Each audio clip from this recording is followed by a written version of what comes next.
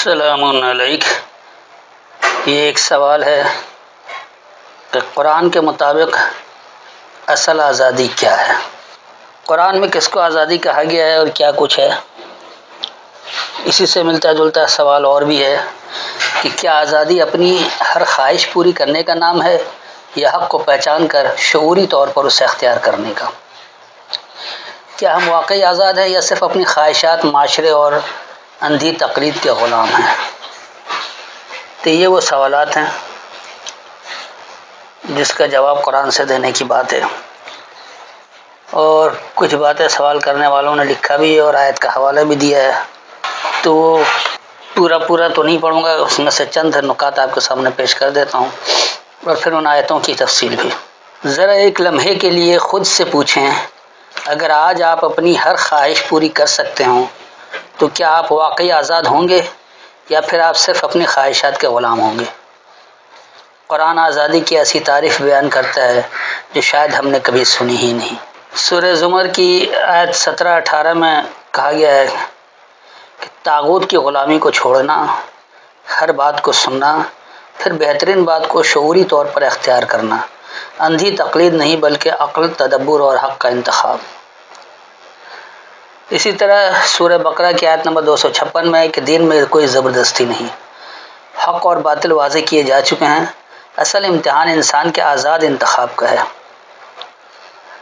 تو قرآن کے مطابق آزادی کا مطلب بے لگام زندگی نہیں بلکہ حق کو پہچان کر اسے اپنی مرضی سے اختیار کرنا ہے۔ مروجہ تراجم کو مد نظر رکھتے ہوئے کچھ گزارشات جو اس کے مطابق اٹھتا ہے، اگر آپ کو ہر چیز کرنے کی اجازت مل جائے تو کیا آپ واقعی آزاد ہوں گے؟ قرآن کا جواب شاید آپ کی سوچ بدل دے۔ کیا آزادی کا مطلب یہ ہے کہ انسان جو چاہے کرے، یا قرآن آزادی کی ایک بالکل مختلف تعریف دیتا ہے؟ قرآن کہتا ہے کہ دین میں جبر نہیں، لیکن پھر انسان کی اصل ذمہ داری کیا ہے؟ اگر پوری دنیا ایک طرف ہو اور حق دوسری طرف، تو آزاد انسان کس راستے کا انتخاب کرے گا؟ کیا آپ اپنی سوچ خود بناتے ہیں یا صرف دوسروں کی سوچ کو دہراتے ہیں؟ قرآن اس سوال سے آغاز کرتا ہے۔ اور قرآن کے پیغام کو سمجھ کر آپ خود کیا فیصلے کر رہے ہیں؟ دنیا کیا کر رہی ہے؟ ان سب کو مد نظر رکھنا ہوتا ہے اور پھر اس کے بعد فیصلہ کرنا ہوتا ہے کہ کیا کچھ ہے۔ تو میں ان دونوں جگہ کی آیتوں میں کی تفصیل میں جانے سے پہلے موجودہ حالات کو مد نظر رکھتے ہوئے چند مثال پیش کر رہا ہوں۔ فرض کریں ایک نوجوان جانتا ہے کہ جھوٹی خبر پھیلانا غلط ہے، لیکن صرف زیادہ لائکس اور فالوورز حاصل کرنے کے لیے وہ اسے شیئر کر دیتا ہے۔ فیصلہ کس نے کیا، اس کے ہاتھ نے یا اس کی خواہش نے؟ تو ہر بات سن کر بہترین بات اختیار کرنا، سورہ زمر میں اسی کی ہدایت کی گئی ہے۔ ایک سرکاری ملازم جانتا ہے کہ رشوت لینا غلط ہے، لیکن وہ کہتا ہے سب لیتے ہیں میں بھی لے لیتا ہوں۔ کیا یہ آزاد فیصلہ ہے یا معاشرے کی غلامی؟ حق معلوم ہونے کے باوجود دوسروں کی پیروی۔ ایک دکاندار جانتا ہے کہ ملاوٹ حرام ہے، لیکن زیادہ منافع کی خواہش اسے مجبور کر دیتی ہے۔ کیا اس کا مالک پیسہ ہے یا وہ خود؟ طالب علم جانتا ہے کہ نقل غلط ہے، لیکن نمبر حاصل کرنے کے لیے وہ نقل کرتا ہے۔ کیا اس نے عقل کی بات مانی یا خوف اور خواہش کی؟ یا وہ لوگوں کو دیکھ کر کیونکہ سب طالب علم کر رہے ہیں اس لیے ہم بھی کر رہے ہیں، اس بھیڑ چال میں چلا گیا؟ ایسے مواقع پر اگر آپ ہوتے تو آپ خود کیا فیصلہ کرتے؟ آپ کے سامنے قرآن کی آیت بھی آ جائے اور پھر آپ کو فیصلہ کرنا ہو تو پھر یہ آپ خود اپنے اندر سوچتے رہیں، جواب دیتے رہیں کہ آپ کا کیا فیصلہ ہوتا۔ ایک شخص کو حق واضح نظر آتا ہے لیکن وہ صرف اس لیے خاموش رہتا ہے کہ خاندان یا برادری ناراض نہ ہو۔ کیا وہ آزاد ہے؟ آج کئی لوگ کوئی لباس، نظریہ یا رویہ صرف اس لیے اپناتے ہیں کہ سب یہی کر رہے ہیں۔ کیا یہ آزاد سوچ ہے یا ہجوم کی پیروی؟ تو ان مثالوں میں آپ اپنے آپ کو بھی شامل کریں کہ اگر آپ کے ساتھ ایسا ہوتا تو آپ کیا فیصلہ کرتے؟ بہت سے نوجوان جانتے ہیں کہ نشہ زندگی تباہ کرتا ہے، پھر بھی دوستوں کے دباؤ میں آ کر اسے آزما لیتے ہیں۔ فیصلہ کس نے کیا؟ آپ نے ارادہ کیا کہ صرف 5 منٹ موبائل استعمال کریں گے، لیکن 1 گھنٹہ گزر گیا۔ کیا آپ فون استعمال کر رہے تھے یا فون آپ کو استعمال کر رہا تھا؟ اگر کوئی شخص امیدوار کی دیانت یا کردار دیکھنے کے بجائے صرف خاندان، پارٹی یا برادری کی بنیاد پر ووٹ دیتا ہے تو کیا اس نے آزادانہ فیصلہ کیا؟ یہ ہر شخص آج اپنی زندگی میں اس کو دیکھ لے کہ وہ کسی انتخابات میں اگر کسی کو ووٹ دیتا ہے تو کس بنیاد پر دیتا ہے، اس کے فیصلے کا معیار کیا ہوتا ہے۔ فرض کریں آپ کے سامنے قرآن کی کوئی بات واضح دلیل کے ساتھ آ جائے، لیکن آپ صرف اس لیے قبول نہ کریں کہ ہمارے بزرگ تو ایسا نہیں کہتے تھے، کیا یہ آزاد سوچ ہے؟ تو یاد رکھیے، قرآن کی بات سامنے آنے کے بعد اگر اپنے آپ کو آپ نے تبدیل نہیں کیا تو گویا آپ آزاد نہیں ہیں، آپ غلام ہیں اپنے باپ دادا کے، اپنی روایتوں کے، اپنی فقہ کے، اپنے مسلک کے، یا جس بات کو بھی آپ مد نظر رکھ کر فیصلہ کر رہے ہیں۔ تو ان سب باتوں پہ آپ خود اپنے آپ کو سامنے رکھیں۔ روزمرہ معاملات میں بہت سارے معاملات ہوتے ہیں، تو وہاں آپ قرآن کی آیت کو رکھیں کہ اللہ کا حکم کیا ہے اور آپ کیا کر رہے ہیں، تو کیا واقعی آپ آزادانہ فیصلے کر رہے ہیں یا کسی دباؤ کے تحت، کسی غلامانہ سوچ کی بدو؟ تو قرآن ہمیں یہ نہیں سکھاتا کہ انسان ہر پابندی سے آزاد ہو جائے، بلکہ یہ سکھاتا ہے کہ انسان ہر جھوٹی غلامی سے آزاد ہو جائے، صرف حق کا انتخاب کرے۔ یہی آزادی انسان کو باوقار بھی بناتی ہے اور ذمہ دار بھی۔ تو ان باتوں کو مد نظر رکھیں اور اپنی زندگی پر بھی آپ لاگو کر کے دیکھتے رہیں کہ دیکھیے آپ کیا عمل کر رہے ہیں اور اللہ کی ہدایات اس میں کیا تھی۔ تو آپ اپنے ہر عمل کا جائزہ احسن الحدیث یعنی اللہ کے کلام سے کریں تو بات آپ کو بھی واضح ہوتی رہے گی۔ اب آئیے ہم ان آیتوں کو بھی دیکھ لیں جس کا حوالہ دیا گیا ہے۔ سب سے پہلے آئیے سورہ الزمر اور اس کی آیت نمبر 17-18 یعنی 39 کی 17 اور 18۔ اب دیکھیے یہاں بات کیا ہو رہی ہے۔ والذین اجتنبوا الطاغوت، اور وہ لوگ وہ جو الطاغوت سے اجتناب کرتے ہیں، یعنی خاص طغیانی سے اجتناب کرتے ہیں۔ طغیانی کیا ہے؟ کسی چیز میں بہت زیادہ بڑھ جانا۔ ان یعبدوها، یہ کہ وہ اس کی تابعداری کریں، اس کے پیچھے چلیں۔ وانابوا، اور وہ رجوع کریں الی اللہ، اللہ کی طرف۔ لہم البشری، ان کے لیے خاص آگہی ہے۔ فبشر عباد، بس آگاہی دو تابعداروں کو۔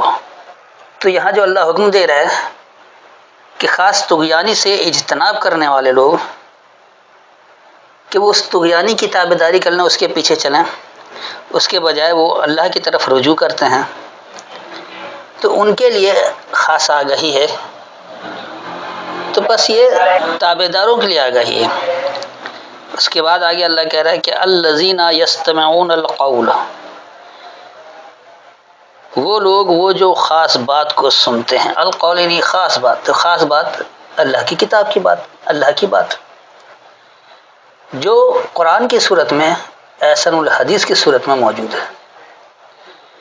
تو جو اس القول کو سنتے ہیں، فیتبعون احسنہ، پس وہ اس کی اتباع کرتے ہیں، اس کی خوب اچھائی کی، یا اس میں جو خوب توازن والی بات ہے اس کی اتباع کرتے ہیں۔ اولئک الذین ھداھم اللہ، یہی وہ لوگ ہیں اللہ نے انہیں ہدایت دی۔ واولئک ھم اولو الالباب، اور یہی وہ لوگ ہیں وہی پرمغز قوت والے ہیں، یعنی عقل مند ہیں۔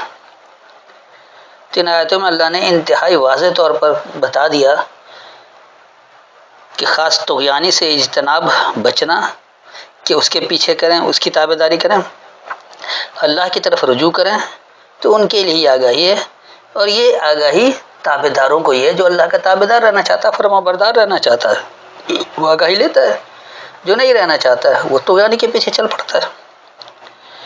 تو جو لوگ اس خاص بات کو سنتے ہیں پھر خوب اچھے طریقے سے اس کی اتباع کرتے ہیں، اس کے پیچھے چلتے ہیں، یعنی قرآن کی بات کو سن کر وہ حسن کارانہ انداز میں، خوب اچھائی سے، خوب توازن کے انداز میں اس کی اتباع کرتے ہیں، اس کے پیچھے چلتے ہیں۔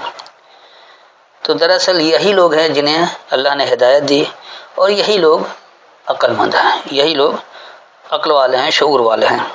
تو یہ اللہ نے یہاں پر اس بات کو واضح کر دیا۔ اب آئیے دوسری آیت جو سورہ بقرہ کی آیت نمبر 256 میں کہا گیا ہے، اس کو بھی دیکھ لیتے ہیں۔ 2 کی 256 کہ لا اکراہ فی الدین، نہیں کراہیت ہے نظام میں۔ دین اللہ نظام کو کہتے ہیں، تو اللہ جو نظام آپ کو دے رہا ہے اس میں کوئی کراہیت نہیں۔ قد تبین الرشد، یقینی تم پر واضح کر دیا گیا خاص منزل۔ رشد کہتے ہیں منزل کو، تو خاص منزل کیا ہے اس کی تمہیں وضاحت کر دی گئی، اسے واضح کر دیا گیا، اسے بتا دیا گیا، بیان کر دیا گیا۔ من الغی، گمراہی سے، طغیانی سے، بڑھنے سے، نافرمانی سے۔ فمن یکفر بالطاغوت، بس جو یہ انکار کرے خاص طغیانی کا، ویؤمن باللہ، اور وہ اللہ کو مان لے، فقد استمسک، بس یقینی اس نے مضبوط پکڑ لیا، بالعروۃ الوثقی، ایک مضبوط حلقے کو، لا انفصام لہا، نہیں ٹوٹنا ہے اس کے لیے، واللہ سمیع علیم، اور اللہ علم سے سننے والا ہے۔ تو یہاں یہ واضح کر دیا گیا کہ جو اللہ کا دیا گیا نظام ہے، دین اسلام ہے، تو اس سلامتی والے نظام میں کوئی کراہیت نہیں ہے، یعنی آپ کو اس میں ذرا سا بھی برا نہیں لگے گا کہ اس پر عمل نہ کیا جائے۔ اور یقینی اللہ نے منزل کو واضح کر دیا، بیان کر دیا، کھول کر بتا دیا ہے، طغیانی سے، بڑھنے سے، نافرمانی سے۔ تو جو بھی خاص طغیانی کا انکار کرتا ہے اور اللہ کو مان لیتا ہے تو یقیناً اس نے ایک مضبوط حلقے کو مضبوطی سے پکڑ لیا، اور اس کے لیے پھر ٹوٹنا نہیں ہے، اس کے لیے پھر وہاں راہ فرار اختیار کرنا نہیں ہے۔ اللہ علم سے سننے والا ہے۔ تو یہ باتیں واضح کر رہی ہیں کہ اللہ کے احکامات کیا ہیں اور لوگ کیا کر رہے ہیں۔ تو ایسی باتیں، یقینی سی بات ہے کہ آپ کو اللہ کے احکامات کے قریب لے آتی ہے، اللہ کی ہدایت کے قریب لے آتی ہے، اور آپ ہدایت پر عمل کرنے والے بنتے ہیں۔ اپنے ہر عمل کا جائزہ اللہ کے کلام سے لیتے ہیں، یعنی احسن الحدیث سے لیتے ہیں، اور جہاں اپنی غلطی نظر آتی ہے اس کی اصلاح کر لیتے ہیں، پھر تو ٹھیک ہے۔ لیکن اگر آپ اصلاح نہیں کر رہے، آپ اسی عمل کو اپنائے ہوئے ہیں جو آپ کے باپ دادا سے ہوتا چلا آ رہا ہے، یا آپ کی قوم کر رہی ہے، یا آپ کا ملک کر رہا ہے، یا آپ کا فقہ کر رہا ہے، آپ کا مسلک کر رہا ہے، تو سیدھی سی بات ہے کہ آپ ابھی آزاد نہیں ہیں، آپ غلامی میں پھنسے ہوئے ہیں۔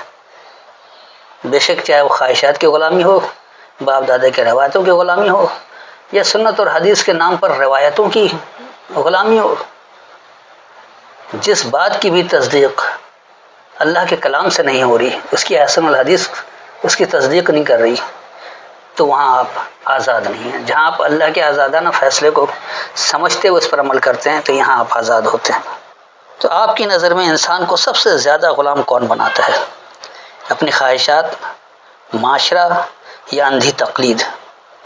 اپنی رائے کمنٹ میں ضرور لکھیں تاکہ ہمیں اندازہ ہو کہ آپ کس توجہ اور عقل و شعور کو استعمال کرتے ہوئے اللہ کی ہدایت کو سنتے ہیں، اس کی آیتیں کھول کر آپ اس کی تصدیق بھی کرتے ہیں کہ واقعی یہ بات ہے یا نہیں ہے، پھر اس پر عمل بھی کرتے ہیں۔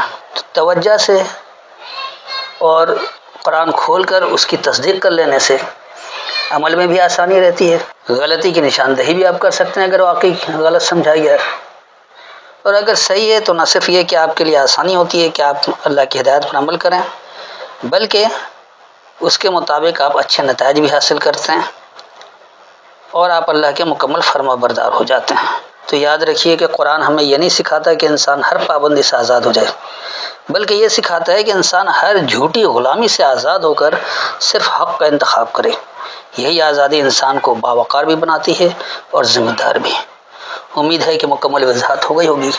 پھر بھی اگر کوئی تشنگی ہو، کوئی بات سمجھ میں نہ آئی ہو تو آیت کے حوالے سے آپ دوبارہ بات کر سکتے ہیں، اپنا سوال آیت کے حوالے سے دہرا سکتے ہیں۔ وقت ملنے پر آپ کو اس کا بھی جواب دے دیا جائے گا۔ السلام علیکم۔